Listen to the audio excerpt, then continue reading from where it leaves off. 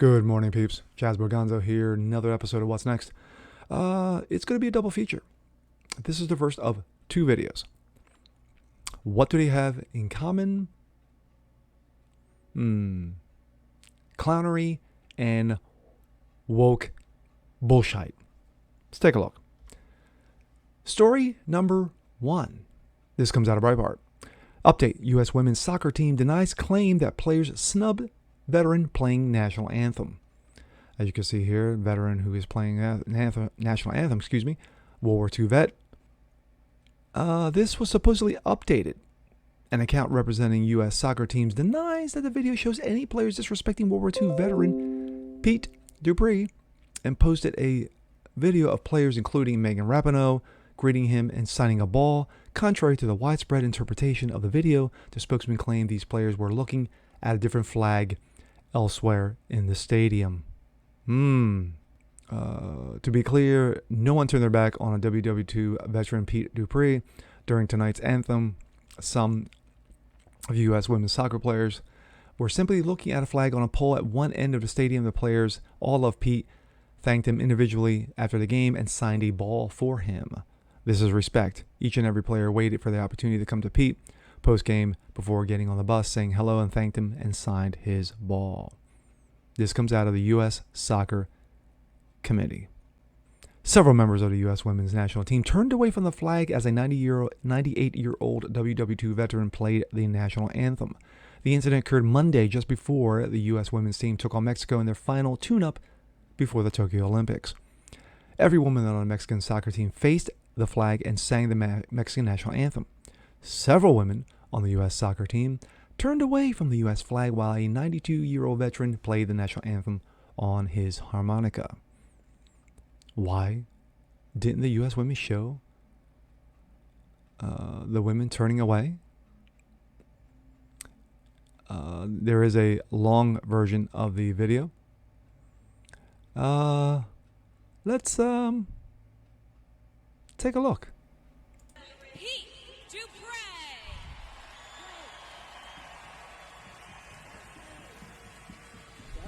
I'm sorry, that was Pete Dupre. I'm sorry, I said Pete Dupre. My apologies.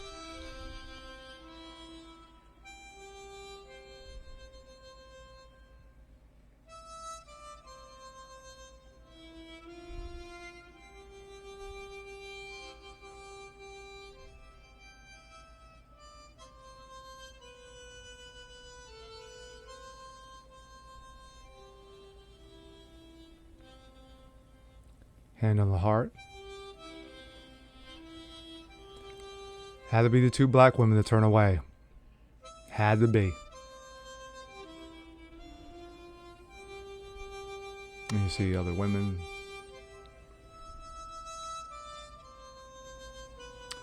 Okay. Back to the story at hand. There's the video. There's the beautiful bean footage. The veteran playing the harmonica is Pete Dupre. Playing the national anthem at sporting events all over the country. The U.S. women's team protest on Monday was not the first time U.S. athletes have snubbed the flag while qualifying for the Olympics. In late June, hammer thrower Gwen Berry, who finished last, finished bronze, acted like a child and a clown, also turned away from the flag during the playing of the national anthem. Monday's incident sparked intense backlash on Twitter.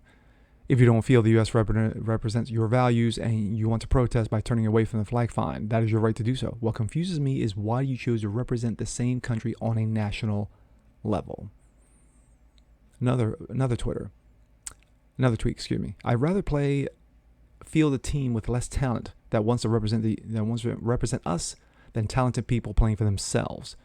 Those that turned away should be replaced. He did an awesome job. Too bad for some of the USA team that turned their backs on him and do not understand what blood was shed so that they could have their little protest fit. Well said. And some of the U.S. women's turned their back to it. Meanwhile, Mexico, a country with much less quality of life than America, sung every word of theirs, "Welcome to America." Oh, by the way, the U.S. nationals team, women's national team, beat Mexico 4-0. Not surprising. The mention of Gwen Berry. You had, the clown, Megan Rapinoe, or purple hair, pink hair, whatever, whatever flavor of the week, flavor of the day. And now you have this incident. But of course, there was an update. The U.S. Women's Committee said, no. They were looking at another flag. Okay, what flag were they looking? Because it sure as hell wasn't ours. But typical clown bullshit. And, this is this woke mentality, stupid mentality, ignorant mentality. It's not going to be the first. It sure as hell won't be the last. To me, if you think U.S. is so bad, if you think the flag is so racist, don't participate. Let someone else who has much more respect than you do step up. And don't be an asshole. Okay. Story number 2. This comes out of Blaze. Author and podcaster says, F the 4th of July. The only independence I recognize is Juneteenth. More clownery. Author and podcaster Toure Nibelets at the Griot says he does not recognize America's Independence Day, only that of Juneteenth. In a highly critical editorial, Nibelets said F the 4th of July and that the only independence is important to him is celebrated on newly minted federal holiday, Juneteenth. Nibelets' Saturday article began, F the 4th of July in a world where we officially recognize Juneteenth. Well, the world doesn't. Just here.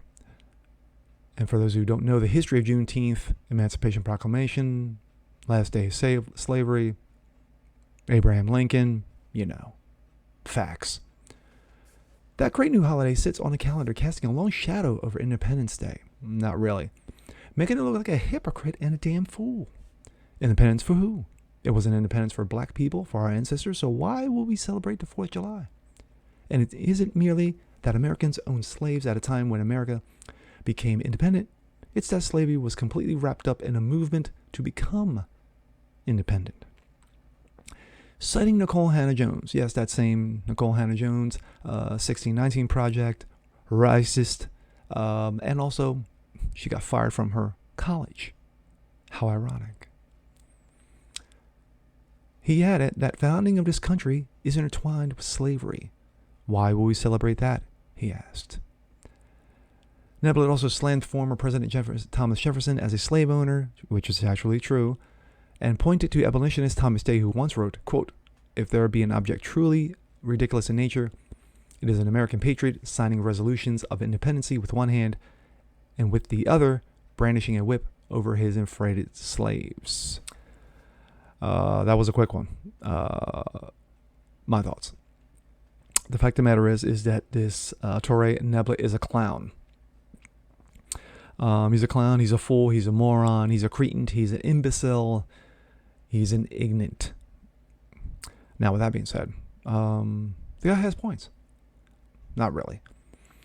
The fact of the matter is that Independence Day that we celebrated in regards to our freedom from tyranny in regards to the British, that is why we celebrate. True, we have our faults and we have our faults and foibles, excuse me. The fact of the matter is that there were a number of presidents and a number of the founding fathers who did own slaves. That's facts. That's just facts. That's history. People know about this. This is nothing new.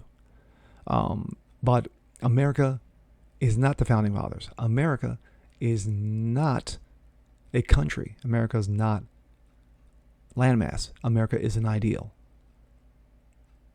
The Constitution, Declaration of Independence, these are ideals that we try to live by.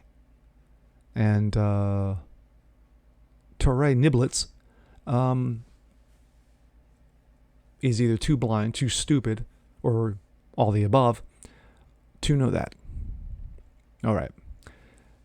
And with that being said, I'm Jasper Gonzo. This is What's Next. Want to see more just like this? Please leave a comment below, like it, share it, subscribe to it, hit that notification bell so you don't miss a thing. And we'll see you guys next time. Peace.